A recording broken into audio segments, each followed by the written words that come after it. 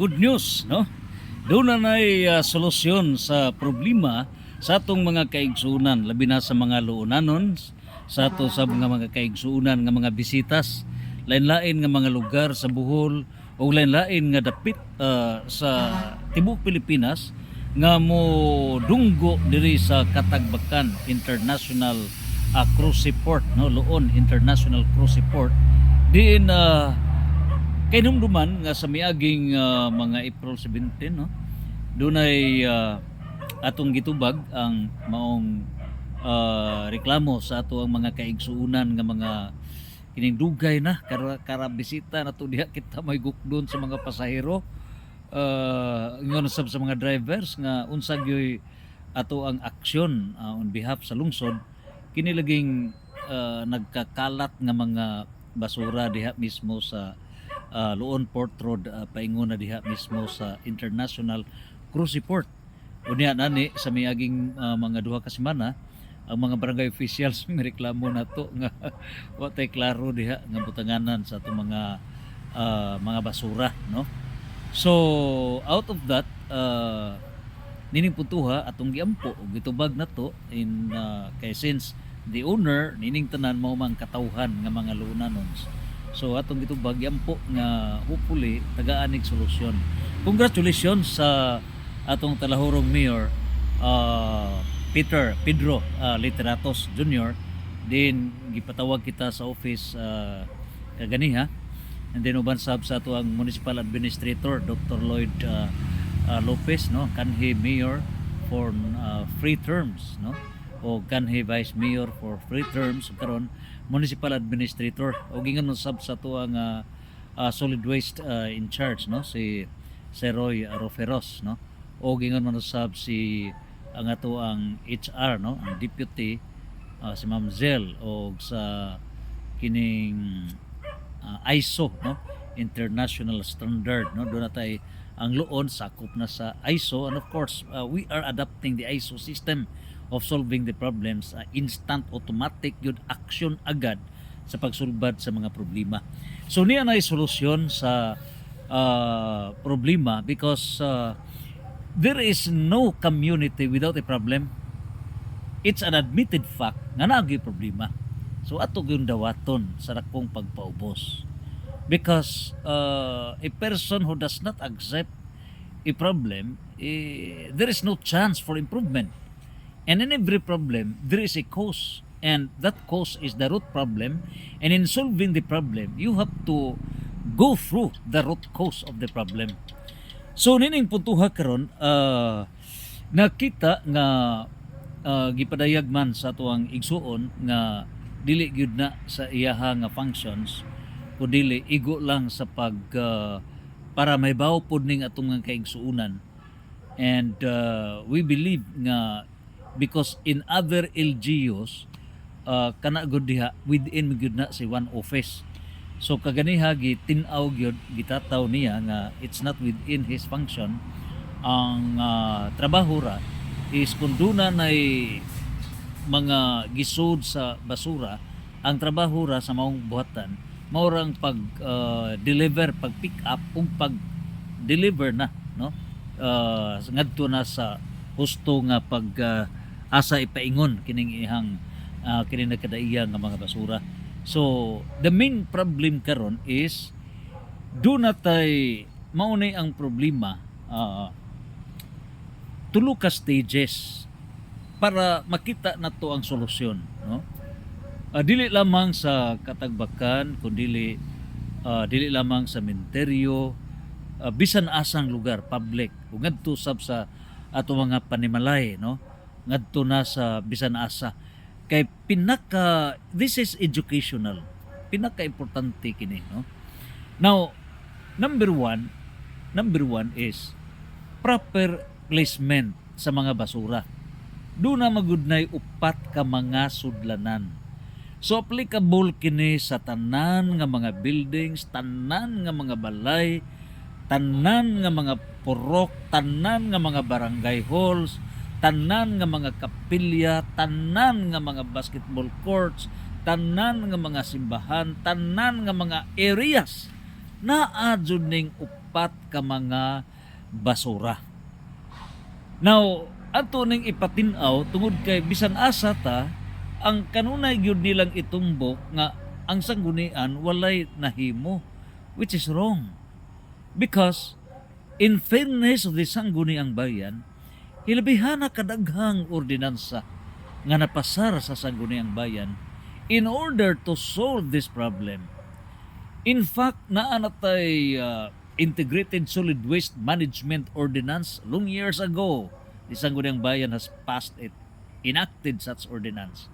Unya na patay Environment Code, buhi pa si Kagawad Castel 2010. Naana na upat ka klase sa mga basura pamaagi pag-regulate kining nagkadaiyang mga basura, pinaka-importante kini.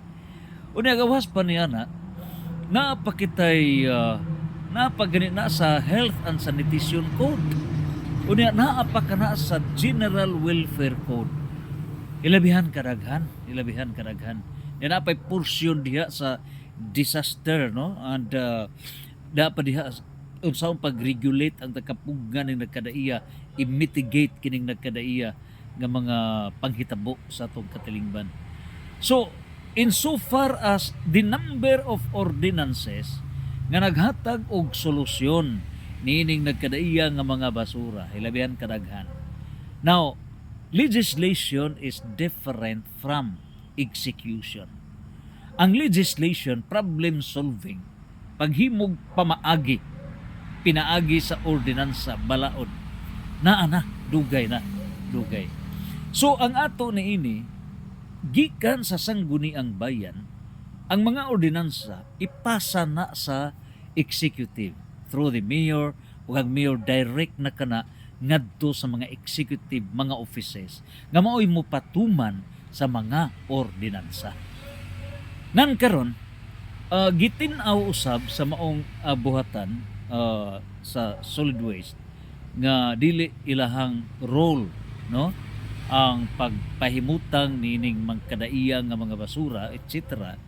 Og ang ilaha lang trabaho kundili maura ang pag-pick up ra maura, pero pag-install asa dapita dili na, kundili pag-pick up ra sa maong mga basura. Murag na wonder ta, no, kay in other LGUs it's within the scope. So para makuha gyud ang instant nga solution, and we wish to congratulate sa tuwang administrator o sa atong mayor kay gitagaan nag immediate nga solusyon. Kinsa gyud ng risgo o kinsa gyud ng trabaho para pagtan-aw kung asa ibutang ning mga basura, no? At any rate, the Sangguniang Bayan will finally resolve the issue as the policy making body, and we are on the process of formulating the administrative code din anha diha i-define ang mga functions sa nagkadaiya nga mga buhatan sa lungsod, administrative code. Now nining putuha karon pending nini karong formulation, enactment, deliberations of the administrative code on this issue. Agatong Talahurong Mayor has issued Executive Order number 25 series of 2026. Kaganiha pag yun, no? Gihatag og we naghimo mi og problem solving solution. O niya, we come up with the solution to the problem para mahapsay jud ning ato ang international cruise support na ma-ready na kini sa thousands of guests nga modunggo nining katagpakan pohon. Kunya ngadto na sa cemetery, sa public places, tanan plaza etc. nga ang luon mahimong luon madanihon. By the way, kung ma-mention gani ang ngalan nato, it does not necessarily mean nga pagdaot na. Ang atong mga kaigsuunan, let's not have the negative emphasis. Usa lang kini ka mga pag-reminder gikan sa atong mga kaigsuunan nga ang atong mga taxpayers, mao mo gani atong mga amo, mao man atong mga agalon, kita sulugoon rata, no? So magpaubos ta kung ugaling man ma-mention pero dili na pagdaot, ha, dili na. It's constructive nga we belong to one corporate juridical corporate body, no, of the LGU Loon. So niya ang maong executive order sa ato ang mayor, creating and operationalizing the LGU Loon Housekeeping and Maintenance Division under the office of the Municipal Mayor of the Municipality of Loon, Province of Bohol. So niya ang solusyon nga kinsa ba ng scope nga trabaho niya. So gipasikan kini sa Section 16 sa Republic Act 7160 ang General Welfare Clause, no? Now nining puntuha sa Section 444 paragraph B sa paragraph 1 niya diri ang Section 455 din ang mayor makadunay gahom sa pag-organize og direct sa mga municipal offices pag-deliver gyud, pag-ensure sa delivery of basic services, pagpangalagad sa atong mga kaigsuonan. Ug busa tungod niini organize o gihimo ang organizational structure. So gi-create ang LGU Loon Housekeeping and Maintenance Division. So doon natin gi-formalize na ang LGU Loon Housekeeping and Maintenance Division, although this will be subject for a formal enactment of an ordinance, the administrative code. So far kini ang gihimo sa atong talahorong mayor. Now niya ang mga personnel nga maoy inkargado alang sa pag orchestrate ni ining pag-maintain sa kahinlo sa atong lungsod og functional ang atong mga properties, no? The division shall be headed by a division coordinator designated by the municipal mayor from among qualified personnel. So mao kini ang division coordinator overall niini nga mao kining Loon Housekeeping and Maintenance Division. So mao si Mr. Elvis Piñaranda. Siya may overall head niini, no? Siya may supervisor. Unya, ang iyang mga sakop niini naatay electrical unit. So dunay mga problema sa mga electrical connection sa mga nagkadaiyang offices sa atong lungsod. Ang iyang gipahead niining maong section o sa unit mao si Peter John Paulinho, unit supervisor. So at least adto ta mo connect, no? Dining electrical unit si Peter John Paulinho. Sa carpentry kuno nay mga daot diha, no? Masonry and plumbing unit sama sa reklamo ni Sir Bobong Legitimas, ang president sa Kolehiyo de Loon. Diin ang CR wa gud na matarong. So ni ani, no? Kang Ramel Barbaruna ang unit supervisor, no? So iyahan ni kining problema sa plumbing, masonry, carpentry, iyahan ning sagot para dura tay mga problema dali ata makatawag ni anang system. Unya ari na ta sa cleaning and landscaping of parks and plazas unit. So masud na ini ang function ni Javier Bacatan, unit supervisor. So mao na to nga kaganiha, amo nang gi-coordinate nga sa part 1 iya na ning trabaho ni Javier Bacatan, cleaning, no, landscaping, parks, plazas. So pagtan-aw na kay kini karong Loon Port Road, public man ni, LGU on, municipal cemetery, that's municipal on. Of course diya sa Plaza Rizal, etc. uguban pa, no?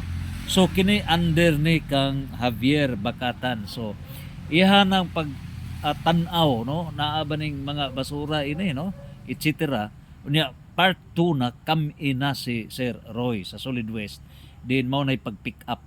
So gihatagan na sad nato og solusyon nga maghimo kita og IEC.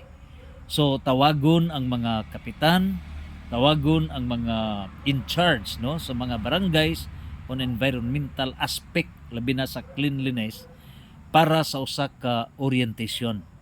So mao nay pagahimuon na og ikaiguan nga adto na ta mag-consolidation of efforts.